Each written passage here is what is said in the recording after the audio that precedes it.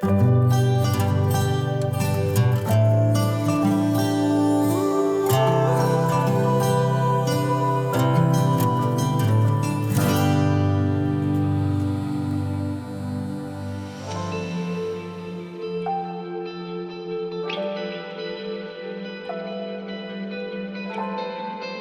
would encourage you to first come up with a list and be like, what are my goals?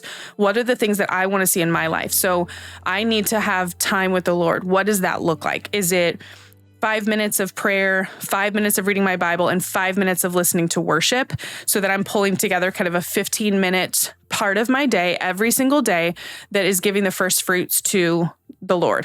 And some people love like the very first thing in the morning, giving your first fruits. The Bible talks about that, really like giving first. There's all kinds of parables. There's stories in the Bible about how people have, when they've given the first, whether it's actually giving or giving of their time or talents, that the Lord honors that. And he wants us to be giving first. And so I think there's value in that being the first part of your day, even if it's a short part of your day that you wake up.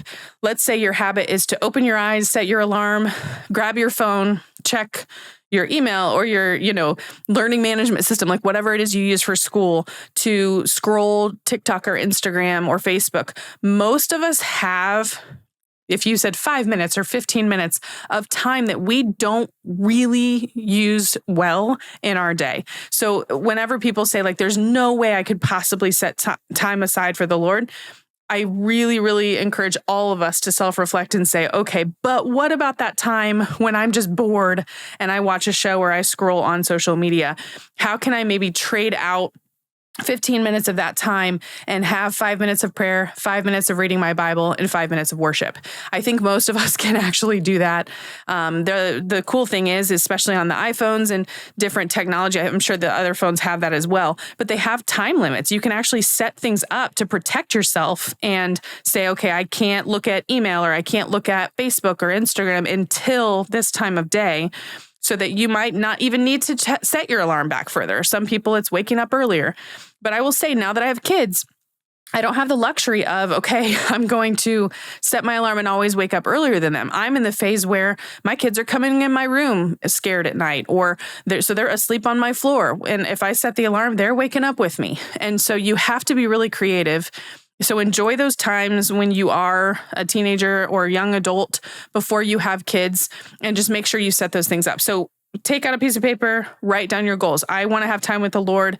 My goal is 5 minutes, 15 minutes. I'm going to read the Bible app. There's so many resources that can have push notifications and alarms for that, that you can use. And so whatever it is that works best for you, if you need to have an actual reminder, like an event set repeating every single day on your phone. If you don't have a phone, then set something up. If you have an academic planner and that's how you track everything, put on there as if it's homework. Put, I'm going to read my Bible, and that actually has to get checked off. So often we look at things and I realize like, okay, I wouldn't just skip a doctor's appointment or a dentist appointment. I'm not going to not turn in my assignment for a job or my assignment for homework if I'm in school. So if you have a list and you're checking off everything and you're going, oh, I don't have time, put that on it. Put that on your list for what you need to do. So that's prioritizing the Lord, which obviously is the most important part.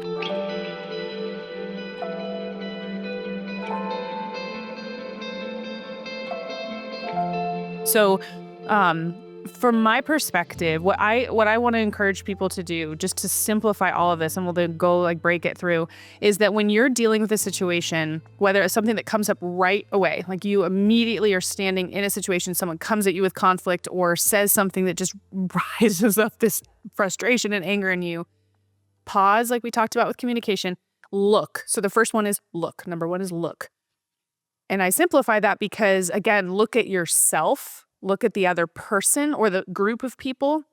Look at the situation, the motive, everything we talked about with communication, to consider all those different things. That's kind of all brought together in this look. So it's encouraging you to take a step back and consider the other person's perspective. Like, what is happening right now? Where, is there any other factor that could be at play? Because so often when I see something happen later, the person, I'm really sorry, I was just struggling with this, or I know that you're going through all this stuff right now and I just lost it. And then later you're doing that. But in the moment you didn't, you just reacted. So looking helps you to pause a little bit and be maybe a little more proactive to consider. And then address whatever happened. So take a step back and then address it. And addressing it, we'll talk about the biblical way to do that. And that encompasses everything we've been talking about with communication. So addressing something in a way that is honoring to what scripture says. Then in actual peacemaking conflict resolution, you then number 3 is you accept. You have to accept the result of that. If you did everything that you know how to do, everything that the Lord calls you to do, and you can be confident in that, you have to accept the fact that it's not always going to have the result you were hoping for. And unfortunately, that happens more times than not. Yeah, it is, because not every single person, because we're talking about people. Mm-hmm. So you can take the steps to do all this. It's like being on a sports team. Right. You can work really, really, really hard on your own position of whatever sport you're playing, but you're at the mercy of how the team's playing. Right, absolutely. And that's how it is in life, is that, you can sit here and work on bettering yourself and praying and doing Bible studies and studying what the Lord says about this stuff. And then you go and put it into practice and the other person's like, what's wrong with you? And that can hurt. And so Well, and that's where we've said it over and over again. Only you can control you. Yeah. So you have to know that you're the one doing the work, even if it doesn't necessarily pay off the way you want it to. But it will for you personally. It may just not be the restoration you were looking for. And that's where you're controlling your actions and your reactions. Yeah. And so that's what this is. Like, your action is when you stop and you look and you address this correctly. Your reaction is when you accept this. And then so number 4 is reflect. So you accept what happened and then you reflect back on it. Because you have to do some self-reflection to say, first of all, just be honest, be humble. Yeah. Like, did I handle that well? Could I have done something different? And then how did that go? How did the other person handle it? And then consider the whole situation. Like, reflect on it and say, all right, God, like I feel like I tried to do everything here. They did not take that well. So I'm going to pray about this, reflect on whether this is a relationship that needs to continue in my life, which means I might have to keep trying at this. Or is it something where, I did everything I know how to do. This isn't working. Yeah. I need to move on. And that's the reflect kind of encompasses everything after, where you're considering from a spiritual and practical perspective what's next. And then the last one's move on. And that's a little, that's hard. Move on. Yeah, that's hard to do. Sometimes you have to move on. Sometimes you've attempted to be a peacemaker. You've attempted reconciliation. And it's not going to restore the relationship. So you still have to consider forgiveness because that's for you. Right. But then you just got to move on. Yeah. Sometimes you move on. And that's where then that peacekeeping sometimes can come into play. Right. Because if you've attempted to be a peacemaker and truly reconcile with someone and it's not working, but there's still family or there's still a coworker, still have to keep the peace. You've got to keep the peace because that's where it's about you. It's about you reflecting the character of God in your life. And again, following scripture. More is caught than is taught. Right.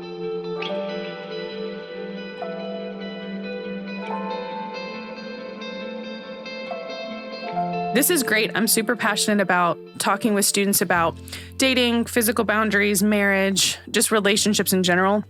Obviously, the Bible is very clear on our call as individuals. It talks a lot about marriage, talks about just really what God's intention is for the husband and the wife and all of those things. But dating is not something that is talked about extensively in scripture. And it's really not clearly defined in a way that says this is the age they should start dating. Obviously, culturally, a long, long time ago, people were getting married in their teens.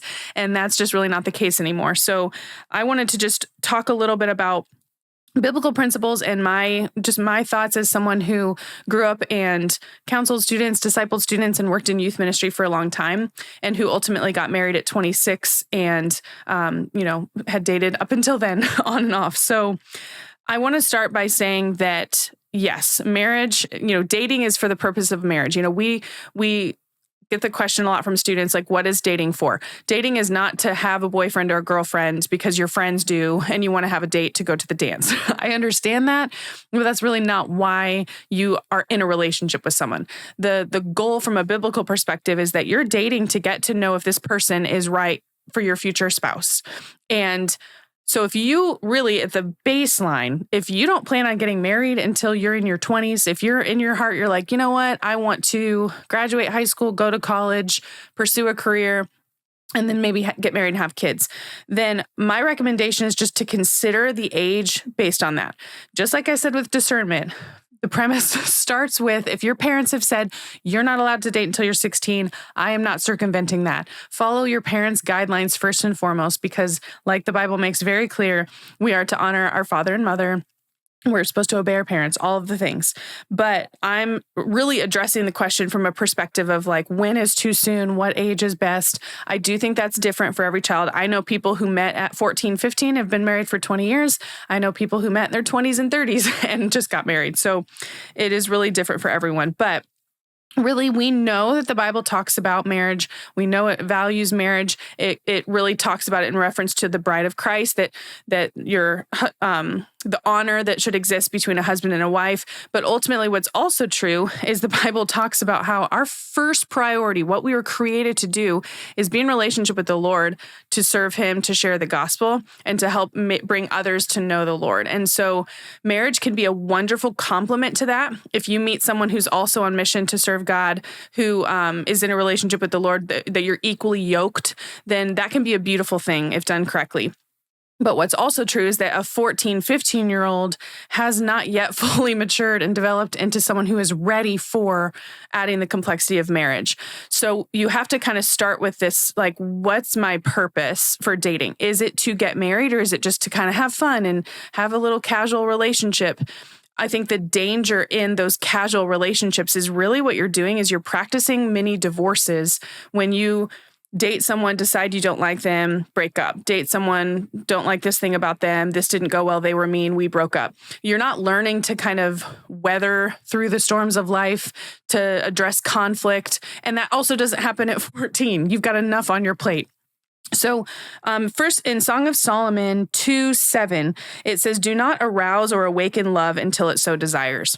And I love this because, obviously Song of Solomon's talking a bunch about a relationship, a romantic relationship between a man and a woman.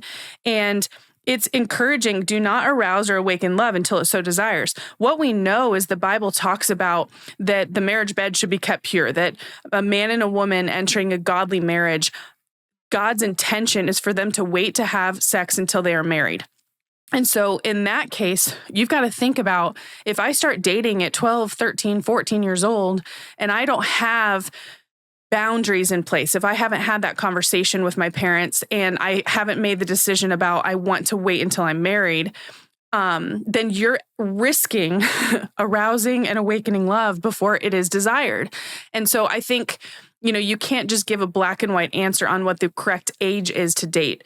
You have to look at it from the perspective of, like, again, motive. We talk a lot about motive. Why is it that you'd want to be dating someone right now? Is it because you've met someone who truly loves the Lord and you think that you could see that yourself with them, and from a very young age you enter a relationship? Even if you were going to get married 5, 6, 7 years from now, you have to have a plan in place to protect yourself if your intention is to truly live out the way that God has called us to, as it relates to marriage specifically. Now, the culture, the world around us does not agree with the Bible's standard for sexuality and marriage and dating. It will talk a lot. You'll hear from people, well, you've got to make sure if you like someone or not. What if you're not compatible? What if you've waited until marriage and then it doesn't work out? And that is just so the opposite of what is true. God's intention for marriage is to be between one man and one woman in a godly relationship where you have waited until you are married to have sex. And really, to protect the physical boundaries of what is best for you. There are ties to our physical choices in relationships that have to do with our mental, emotional, spiritual health as well, physical health. And so I just encourage high level to think about what would be the purpose. So when you're 14, 15 years old, if you're a girl and a boy is interested in you, it's really difficult to not just be flattered at the fact that you were created to be desired by someone. It's okay to be attracted to someone. It's okay to be interested in another person at a younger age than you may be interested in dating. So I would encourage, if you think about dating for the purpose of marriage, you're not going to marry someone unless you've really gotten to develop a friendship with them, if you've seen them in all kinds of situations with different people, and if you've kind of gone through the different seasons of life. That's kind of the goal. Right, you don't want to jump into a marriage where you've never experienced a holiday with their family, if you haven't met their parents, if you've never kind of gone through a conflict. You don't want your first argument, your first major life event to happen in your marriage. So I would just encourage, be casual, get to know people, put yourself in situations where you're surrounding yourself with like-minded people, boys and girls. So you're developing friendships with other girls or boys, depending on your gender. And then you also have the opportunity to get to see people who you may end up having a romantic interest in the kind of casual environment. I believe the best relationships and really marriages are founded on a friendship, a strong friendship where you just enjoy doing life together.